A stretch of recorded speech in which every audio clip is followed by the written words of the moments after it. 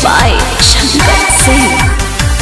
Hello hello के आई हो दादा तू उठा ले लू। अरे के बोला तानी?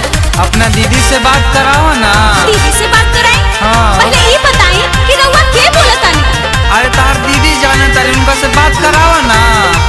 पहले रउआ बताई कि के बोला तानी? कहां से फोन रउआ कइले बानी? केकरा भी नंबर लगइले बानी? कहां से फोन रउआ कइले बानी?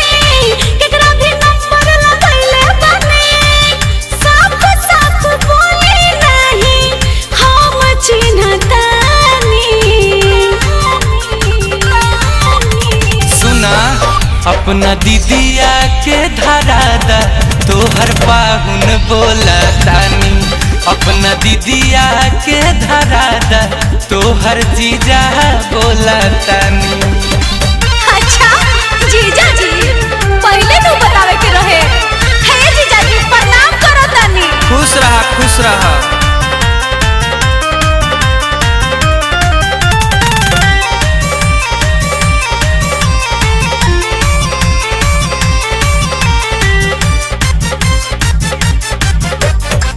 गोड़ लागो तानी जीजा दे दिया आशीर्वाद हो। जिया ये साली तोहर जवानी रहे जिंदाबाद रहे जिंदाबाद। गोड़ लागो तानी जीजा दे दिया आशीर्वाद हो। जिया ये साली तोहर जवानी रहे जिंदाबाद।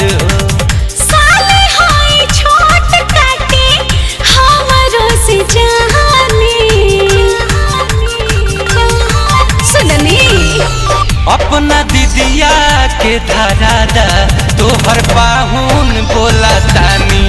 अपना दीदिया के धरा दा तोहर जीजा बोला तानी। अच्छा सुना ना अपना दीदिया से बात कराओ ना। ए जीजा जी कैसे बात करा दी? दीदिया घरे नहीं खेलू। अच्छा तो सुना अहन तो बात कराइबू ना। हाँ जीजा जी पक्का बात कराए। दीदिया गोइल सिलाई सीखे घरे आई तो कह दे। करबू बहाना त साली तोहरे माठा माही देव तोहरे माठा माही देव। दीदिया गोइल सिलाई सीखे घरे आई तो कह दे।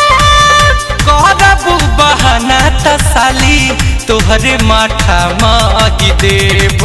गुंजन हंसमुखी जीजा सच कहतानी। काहे नहीं मानल? अपना दीदिया के धरा दा तोहर पाहुन बोला तानी। अपना दीदिया के धरा दा तोहर जीजा